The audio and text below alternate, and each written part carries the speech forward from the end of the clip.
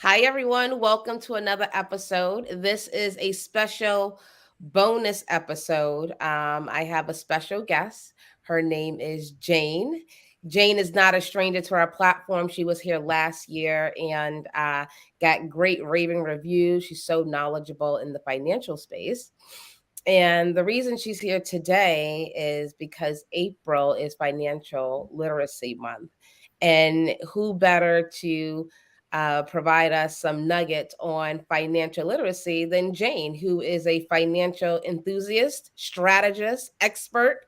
So, Jane, thank you so much for being here on Sunday, the special Sunday of the year. But I think it's important for you to come and, you know, educate our listeners and viewers on finances, which is so foundational to our overall wellness. So, Jane, can you do us the pleasure of introducing yourself? Absolutely, absolutely. Thank you, Wendy, for this opportunity. Yes, like you say, today is a special Sunday, so everybody is getting a really special information today. So I'm so honored to be here with everyone.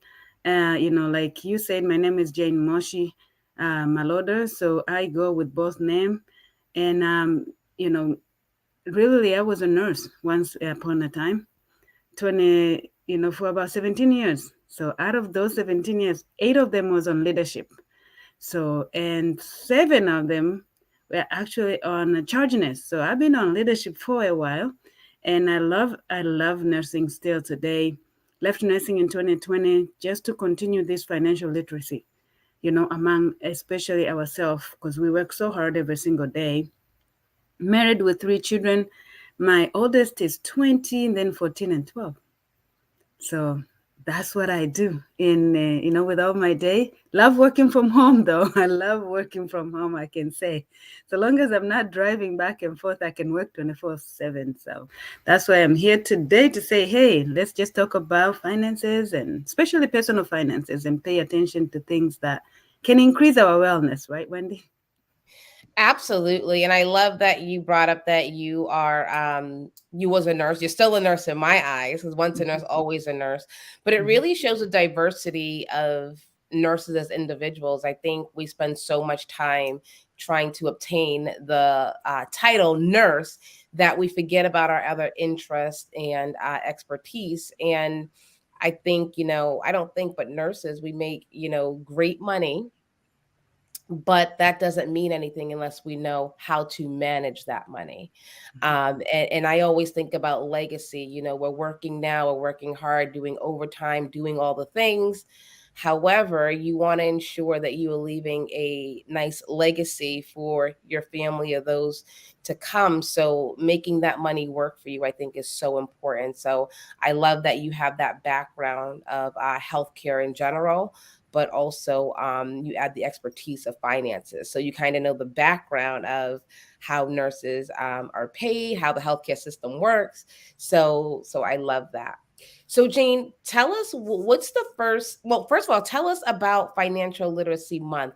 Why is it something that is recognized this month? Why is it such like a big thing? Why do we have like a whole month of dedicated to financial literacy? I mean, that's a good question, Wendy, that you just asked. Why is it dedicated for the whole entire month? Honestly, I would like it to be dedicated a whole 365 days because most of us are really trained to go to school, get a job, right? Then pay bills. That's what it is to it. And then we go trust a financial advisor to manage our money while we have no knowledge behind it. So now, like for me, I always use nursing example because that's me, right?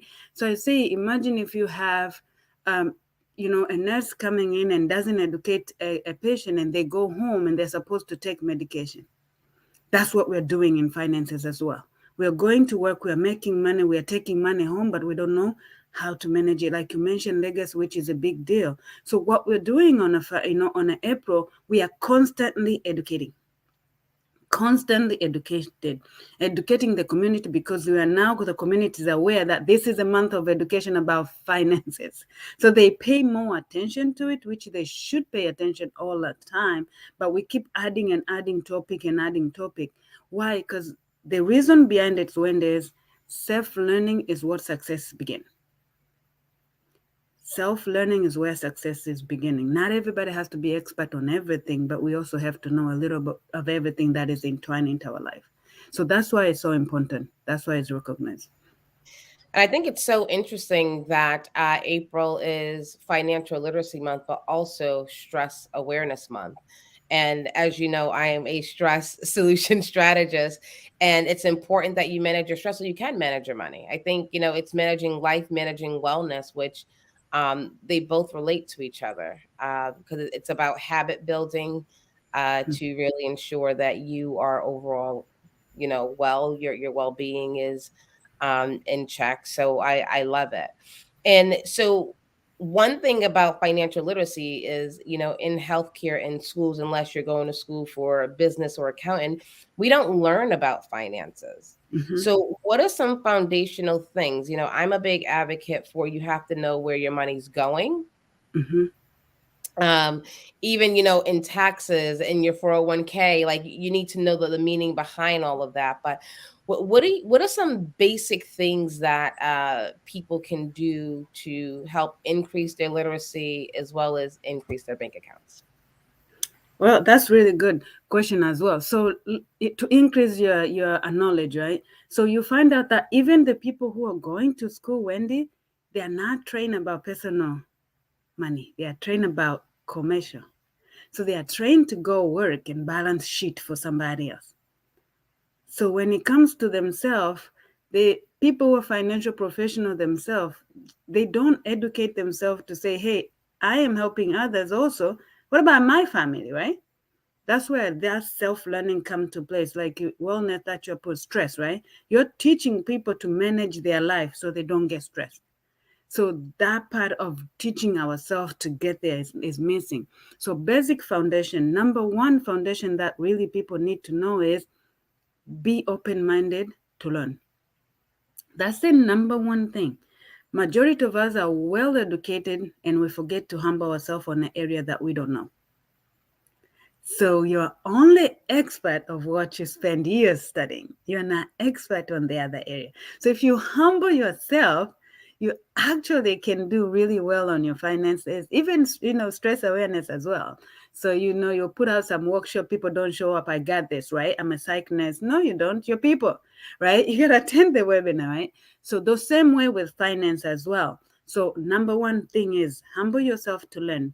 Number two is that once you learn, immediately apply what you just learned. Immediately apply what you just learned. Most people fail to apply and they actually, go back and reflect. It's already too late. When it comes to money, Wendy, time is very important. So time is very important. You touch base a little bit on like 401k, things like that. It's all about accumulation, it's all about growth, and it's all about how much I get to keep. You talk about taxes as well. Taxes tied into that. So if I'm putting my money away, when am I going to use it and why? So you mentioned something about legacy, right? Two reasons people put money away. One is to use it themselves. Two is to give it to somebody. So now most people strive to do both. They want to put money away, live on when they're old, right? And then leave behind the legacy from generation to come. But if you're not knowing where your money is going and what that money doing for yourself, guess what? Both of them don't happen. So that's where is like foundational. I say two things. Learn about money, right? Humble yourself. Second, apply it. Because if we don't apply, you have nothing to evaluate, right? So that's what I would say. I think it's also important too for people to be open to talking about money. People don't like talking about it, it makes them very uncomfortable. Although we're all working for money, right? Everyone gets up, go to work for money. Yes, it's your purpose. You're impacting the world, you're serving, but at the end of the day, it's to accumulate wealth. I also think it's important that we not only open up our minds, and I think about having a growth mindset that you don't know everything and that there are experts out there. You're an expert in some things, but other things you're not because there's so much to learn. So I love that you say humble yourself. but also talking to our kids about money early on. Because Absolutely. even though we are building legacies to give that money away, do they have the knowledge to go with, when they inherit that money? Do they have the knowledge to know what to do with it to continue the trajectory of wealth in the family? So I think that's also very important. And one thing that I'm always amazed at is some people who make less money have more money. Mhm. And I think the difference there is the education. It's the literacy. It's the humbling self and knowing that you need someone. So can you speak to that a little bit about how can someone make $40,000 a year and be wealthier than someone making $150,000 a year? That's a really good question. So you just say the word wealthier, right? Do you know a lot of people make money and they're not wealthy? So that's why, because people confuse the two, right? Wealth and making money, they may not necessarily means that they are correlating, okay? So now, earlier you mentioned something about wellness with habit, the same thing with money. So when people don't have enough, they already have that sense of it's going to run out. So when they have that, they hold more. So by holding, their behavior of holding is causing them to have some money because they know what if.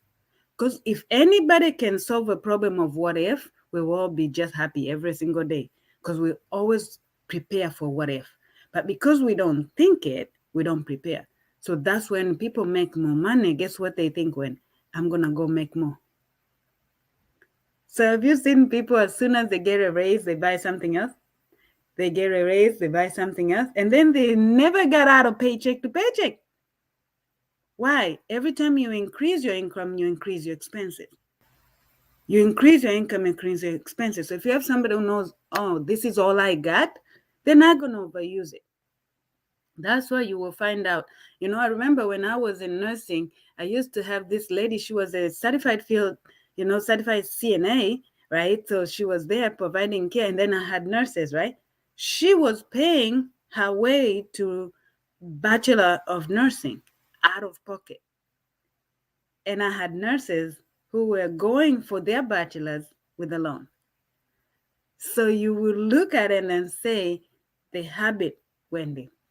The habit comes to tie to that, but also the mentality of thinking, I'm going to make more, and the mentality of thinking, this is what I have. This is all I got. I have no any other means. If I do not, I'm a backup of my own backup. So if I don't prepare, guess what? If anything happens, that doesn't it's not gonna happen. So if I'm not gonna do that, guess what? I need to have enough. I need to save. I need to do this. I need to have it handy. Compared to people who work more, they always say it's gonna come more. What happened is they forget that the only reason the money is coming in is because they're working. So if they stop working, there is no more money coming. So that is a key. Yeah, so in my mind, it's living below your means. So if I make 40,000 today and I'm living okay, and then I get a raise or I get a new job, I make 80,000, your life shouldn't shift drastically. So you can Not accumulate drastically. that wealth. Correct. I love that. I love that. And I also would love for you to shine some light on how do you diversify your portfolio. So I know we're talking about saving money, but talk. I know we kind of touched on 401k, but also investments. Like how should people start investing to accumulate wealth? So, good question. Start, right? So, when you say how the people should really start, the first thing that majority of people miss when there's protection, they start with investment instead of protection. So, when they start with investment instead of protection, so when the means of making money is not there, guess what happened? They eat up all their investment. So once they eat up their investment, they find themselves on backward, right? So the first thing I will say for people to do is protect. What do they need to protect? Number one, they need to protect the where is money coming from. So if they're the one who's making money, they need to protect that income, right? Number two, they gotta protect their health. you know, so you talk about health and wellness, right? How 24/7. So they gotta protect their health. So, and then number three, they got to protect their assets. So if they don't have all those protection, three protection in place, it doesn't matter how much they're going to invest. If that foundation is gone, that money is just that. My biggest question I ask my client all the time, Wendy, is if you are not to work today, how many days will your savings and investment last you? So all your 401k, all your asset, liquidate them all, right? How many days would you survive? And guess what? Most people tell me a month or two. A month or two. Most common answer I get is a month of two. So if you don't have protection and do the right way on a protection, then guess what? Doesn't matter how much money you have. It can be, it's like a rug pull underneath you. Number two is as you're putting money away, think about two things that people confuse: savings and investing. So understand the terminology as well. So, and you added the very difficult terminology when they diversify. Most people don't really understand what that means. So, if you put all three together, is that if I'm needing to put money away, I need number one to know why. Because if I know why, I will know where. So let's say, for example, you mentioned 401k. Why are you putting your money in a 401k? Most people will say retirement, right? So if they say retirement, then I'll say, how do you understand it, right? They say, well, I put my money, my employer put my money there. It also matches me. And then when I get there, I will take my money and retire. But they don't know that how does that money grow? Then they'll take another money and they'll put on stock. They don't know how that money works. Then they'll take from 401k and go and put maybe on a Roth, maybe individual retirement account. They don't know how money works. So when you talk about diversification, all those three accounts, they grow the same. They are all grow into a stock market. So if a stock market crashes, guess what? Everything goes down. So if you're talking about diversification, it's not about how many accounts you have, it's how many benefits you're getting from it. So, and why are you putting money there? So that's why most people need to have a really one-on-one learning session first. Understand what your current situation is, then look at different options. What are options out there? Many people don't understand index strategy. I talk about this all the time. The index strategy is very simple. It just grows just the same way the stock market will grow, but it does not lose the same way it does. So if you're diversifying your portfolio, that account will not do it, will not crash at the time anything crash, which is normal, is where we're at, is the economy that's how it's made, right? But now your money, some of your money is not doing that. Number three is taxes. When are you paying taxes on your gain of the money that you're growing? So if you have them, like for example, in a savings, every single year they'll tax you again. If you have it on an account like 401ks, the one that don't have a Roth to it, Roth is when you will get tax advantage. So the 401k, you delay taxes today, most people loves it, but later they're going to be taxed. So I always ask a question, Wendy, simple, and I say, listen, so if I'm going to give you 10 seeds of strawberries, you're going to go plant strawberries for the tree. And then I'll say, hey, Wendy, go right ahead, plant these strawberries. And then I'm going to come back. Once you harvest all of it, right? Now I'm going to come and name a price of my own taxes.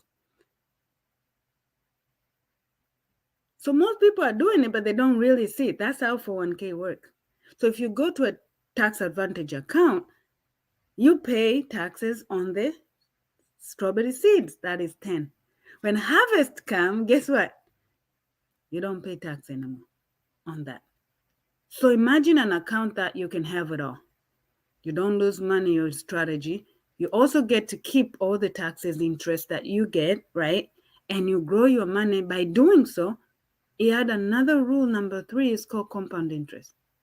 Now your money doubles based on interest you get. So you find yourself in a really good spot when that time comes. Now you can do what? You can use your money and leave legacy, Wendy. But that comes all from diversification, right? So most people just need to sit down and understand the concept, and then we're up to a good life. So back to you. I love that, you first started off by saying protection. because without your health, without wellness, without well-being, nothing else matters. You can have $1 million, $2 million, multiple. You can be a multi-millionaire, and nothing matters. And I always tell the story about one of my oncology patients who was a wealthy man, multi-millionaire, who had pancreatic cancer, and I could still see him sitting on the stretcher, begging us to save his life. All the money in the bank, all the fancy cars, all the things. But that moment, he was crying on that stretcher, begging for us to save his life. And there was nothing else we could do, unfortunately. So I think health is so important. It's primary. And the way we live our lives to maintain health and wellness is the same, things you're going to do to maintain your financial wellness. So I love that you said protection first. I love that. And when you're talking about diversifying your account, it makes me think about what you said at the beginning. Humble yourself. And I also think you need to have a Jane in your corner to help explain these things, right? Because we're working it, and also thinking about if I stop working, because anyone who's working for someone, Mm-hmm. tomorrow can be your last day of having that job. Mm-hmm. And I don't think people think about that. But what do you do in the meantime to plant your seeds, so to speak? How you're planting your seeds so you'll be okay in, a year, 2 years, 3 years. And I think it's important to invest in, someone like yourself, Jane, to have that person in your corner that can help you plant your seeds appropriately so that you can reap the harvest later on. Even if you go into work tomorrow and they say, we no longer need your service. Thank you, but no thank you. Right. And I think that's something we always have to think about, especially in this day and age where a lot of companies are laying off and people are just not prepared. So we have to start thinking about these things proactively and not reactively. Because as Mm-hmm. long as we are working for someone, our fate lays in someone else's hand. Mm-hmm. So entrepreneurs, so entrepreneurship is a great thing because you get to write your own checks. As my one of my advisors and coach or mentors, I always say you get to write your own check. But if you are not writing your own check and someone's writing you a check that is paying you a nice salary, what do you do with that? So 10, 20, 30 years from now, you're reaping that harvest. So I Mm-hmm. think it's so important. I love this. And Jane, I know you do a workshop on a weekly basis. Can you tell us a little bit about that? Absolutely. Yes. Thank you. You really covered it, Wendy. You know when you say when people working, they never think that their job will end. You know, they know that they have a job, they're gonna do this, they're gonna have that. But you know what time that I always feel bad is when they retire. Like when you get to a point where you retire, I've been working with three people right now. That's when they're finding out they don't have enough. So it's like one day the job is going to end. But entrepreneurs never retires. Have you noticed that? They never retire because they work for themselves, right? Because they work for themselves, there is nobody else to tell them your job is ending because you're getting old. So I just love that. And I was like, yeah, so I can work until I'm 90. Yep, so long as I'm still can think. Nobody's gonna come to tell me don't do it. But our society is ending our job at 65. Ending our job at 65. So that's really good. But let me go back to that workshop that you mentioned. So every single Saturday, I'm in California, so Pacific Standard Time at 12, I offer different workshop, informational Zoom. People can hop on and off and actually learn different things. So I host that once a week. And I always have a Zoom link. People can just DM me for it and I'll send it to them. And you come in, we cover different topics. We make sure that people understand what it is they have.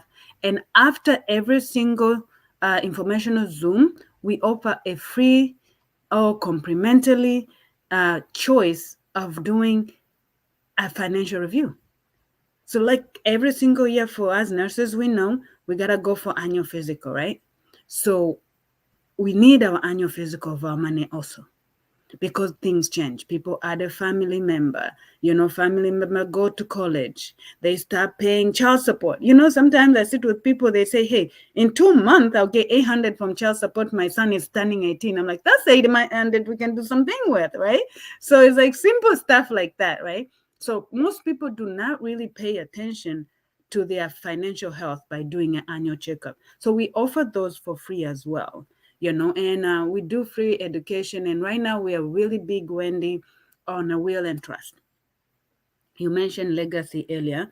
We are very big on estate planning, power of return of your health, your finances, especially our young children who are turning 18. Most individual doesn't realize that when your child become 18, you can no longer make decision for them. So if anything happen and they are not able to make decision for yourself as a parent, you can't make any decision. So they need, those basic estate, number one. Number two, trust.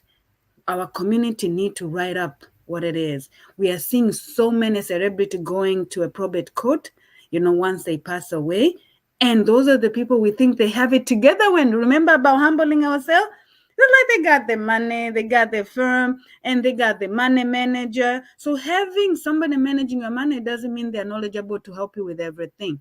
So that's why I do this webinar every single Saturday. So if anybody is definitely looking forward to it, I can hop up and tell them where to and how to get there. So thank you for asking about that, Wendy. Back to you. Yeah, no, that's amazing. I think it's great that you offer that service to the community, and it's open and it's complimentary. I love that. It really shows that you have a passion for what you're doing to really serve and provide people with the information that will help move them forward in their current life, and then helping them build legacy. Before I let you go, I would love for you to provide our viewers and listeners with just a couple of nuggets after being here with us and listening to this conversation. What are some action steps they can take to put them in the right direction to saving as well as building legacy? What are a couple of action steps they can take? Oh, thank you for that question. Yeah, I can jump on that real quick. So, number one action that you need to take, right? Number one action you need to take, do your full financial review. Most of us, we are making emotional decisions with our money. We're not making number decisions. Numbers don't lie. So, how does the annual checkup of your financial review look like? How much do you make? How do you spend it? And when you're saving, where do you save and why? So you can have, number one, you want to know if you are to lose income, how much money should you have? So we can calculate that. Number two, if you're saving for your retirement, how much money should you save and what account right now? So you need to know in numbers, right? So that's the number one thing people need to do. Why? Because most people, Wendy, they don't know what the problem is. So how are you going to solve a problem you don't know? So you can't. So number two, let's do the basics. Can you at least budget? Because that's the basic. Like most of us think our head keep remembering how much come out of our account last month, right? Our head keep remembering how many contribution did we do on how many birthday that month. Our head keep remembering how many party we went where we bought an extra shoe, right? It doesn't remember, right? It does not compute. So let's budget and stay strictly to our budget. So that's number two. And number three, that is have some kind of entrepreneurship, guys. Find a passion in something because you need to mix your taxes. You are missing out on some tax advantages. If you don't have any kind of business, you are paying way too much and not keeping a lot you should. Everything we do is meant for real entrepreneur. So if you're working for somebody, find some kind of passion, learn something new, start some kind of entrepreneurship. Now, so that would be three things I can say for people to make money, keep their money, and save their money. because otherwise I would say, hey, get this account. They don't know what this is all about. They gotta go look. That's what. Those are great nuggets. So the first one is assess, do an Yes. inventory Mm-hmm. of what you have, where is it going? The second is to budget. And I know a Mm-hmm. lot of people don't know about budgeting, but I'm sure if they come to your workshop or work with you, you'll show Absolutely. them how to budget. And three, I love three, starting your own business. And I think when people think about that, they get overwhelmed, but it doesn't have to be that big. And I think you honed in on something very key that I always preach. Everyone has a gift to share with the world, and you can monetize that gift by serving the world. Service equals sales. Mm-hmm. But everyone, if you are working now, you have a skill that someone's paying for Mm-hmm. that you can monetize for yourself, and start your own business. So I love those three, Jane. I love them. I love them. I love them. And with the pandemic, so many people went into entrepreneurship, especially nurses. Many Yes. nurses have left the bedside and are entrepreneurs and doing very well, doing Mm-hmm. very, very well. Building their own wealth, and some people are, still working and dabbling in Mm-hmm. entrepreneurship. Some people are just, full-time entrepreneurs. But it was such a gift that people saw their ability to write their own checks while still Mm-hmm. serving the world. So I love that. Jane, any last words you have for our listeners and viewers before we go into our rapid fire and I let you go back to your family? Thank you so much. The final thought says this. Um, you know, Mindset. Our mind builds every single day. Every single thought that you think, right, become a reality sooner than you think.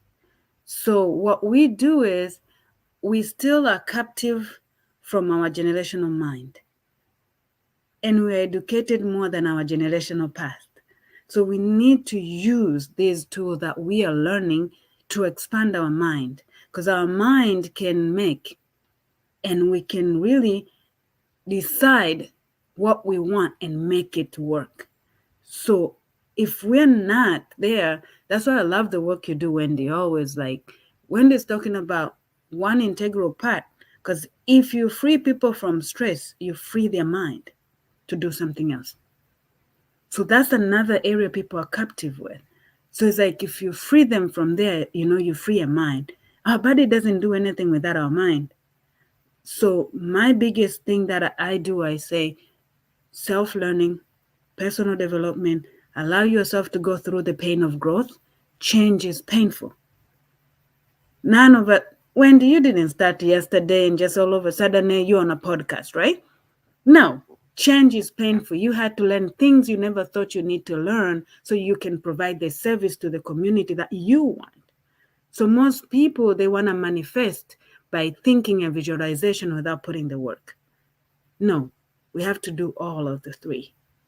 But you can't think where you want to go if your mind is not nourished every single day. The same way we are doing physical health, we need to do a mindset health that will set us up to everything that we're talking about today. Your work on strength, my work in finances, right? All tied into and entwined to that. That will be my last, say, hey, take charge of yourself, your personal development, your personal growth. Allow to take the pain that gets you to the other side so that way you can enjoy the full potential you were made to have. So that's all I will say on that, Wendy. And I think that is a great way to end. I love that. And I have nothing else to add to that. So thank you so much for being here. We're going to get into a rapid fire quickly, and then I'm going to let you go. And again, we're going to have you back again. Absolutely. I would love to be here. So tell me the first thing that comes to your mind to finish the sentence or answer the question. Wellness means Happiness. I know I'm stressed when. I'm broke. My go to stress management solution is Meditation. if I can go anywhere in the world, I would go. Where would you go? A long time. Anywhere. Yeah, that alone time is really important. Yeah, I love that. I love that. And one financial tool you would recommend for someone starting to budget would be? So financial tool I recommend for somebody, write down everything every single month. How will you spend it? Oh, just pen and paper then. Pen and paper. Write it Pen down. and paper. Back to the basics. Awesome. And one word that describes you is? Mindset guru. Ooh, I love that. I love that. And lastly, what is something people get wrong about you? Um, One thing they get wrong about me is I'm a very loving person. So they get Mm, confused of me being direct. yeah. I love that. I love that. Well, Jane, thank you so much for being here with us and sharing your knowledge. And I will put her link to her DMs. You can DM her to attend her workshop. But thank you for dropping nuggets and really pouring into our community. I really appreciate it. Thank you for having me, Wendy.